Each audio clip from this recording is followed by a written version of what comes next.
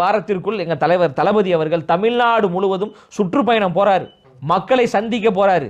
தொகுதி வாரியாக சந்திக்க போறாரு. மாவட்ட வாரியாக சந்திக்க போறாரு. மாவட்டத்தில் இருக்கக்கூடிய பிரச்சனைகளை குறித்து மக்களிடம் பேச போறாரு. பத்திரிகையில பேசலையா, ஊடகத்துல பேசலையான்னு கேக்குறாங்கல்ல, மக்களிடமே பேச போறாருங்க. நேரடியாக பேச போறாரு. என்ன பிளான் சுற்றுப்பயணம்? அதுதான் ரொம்ப விறுவிறுப்பா எதிர்பார்க்கப்பட்டு இருந்துச்சு. இப்ப என்னென்ன பிரச்சனைகள் இருக்கிறதோ அந்த பிரச்சனைகளை குறித்து பாதிக்கப்பட்ட மக்களிடம் நேரடியாக தலைவர் பேச போறார். தலைவருக்கும் மக்களுக்கும் இடையே ஒரு நேரடி உரையாடல் இனி தமிழ்நாடு முழுவதும் நடைபெற போகிறது.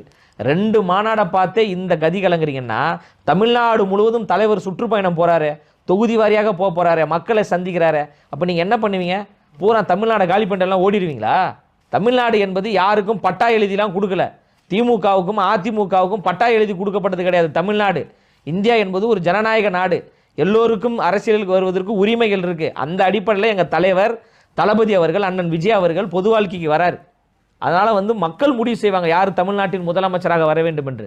அதனால் மக்களை சந்திக்க போகிறாரு, மக்களுடைய குறைகளை கேட்க போகிறாரு, அந்த குறைகளை எப்படி சரி செய்ய வேண்டும் என்பதை குறித்து எங்கள் தலைவர் பேச போகிறாரு. நேரடியாக மக்களோடு உரையாட போகிறார். எப்படி தூய்மை பணியாளரோடு தலைவர் உரையாடினாரோ, பரந்தூர் விவசாயிகளோடு எங்கள் தலைவர் உரையாடினாரோ, அதே போன்று எங்கள் தலைவர் தளபதி அவர்கள் தமிழ்நாட்டு மக்களோடு நேரடியாக உரையாட போறாரு. எப்ப தொடங்க இருக்கு? மிக விரைவில் தொடங்க போறாரு. அதற்கான அறிவிப்புகளை இன்னும் ஓரிரு வாரத்திற்குள் எங்கள் பொதுச் செயலாளர் அவர்களும் எங்கள் தலைவர் அவர்களும் அதிகாரப்பூர்வமாக அறிவிக்க போறாங்க. சுற்றுப்பயணத்திற்கு தலைவர் ரெடி, தமிழ்நாட்டு மக்களும் ரெடி.